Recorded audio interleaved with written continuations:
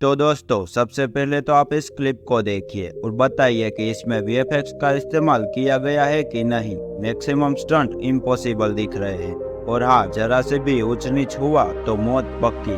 और इस शॉट को देख लो, यहाँ पर एक छत से दूसरी छत पर कूदना था, मगर हाथ स्लिप हुआ और फिर बाल बाल बचे। सोर्स काफी अमेजिंग था, इसीलिए इसे स्क्रिप्ट में रख लिया था। अब बताइए कि वीएफएक्स यूज हुआ है कि नहीं, तो इसका जवाब है कि नहीं। ये सभी dangerous stunt one of the greatest actor also stuntman बॉस्टन एयरटन ने खुद किए हैं।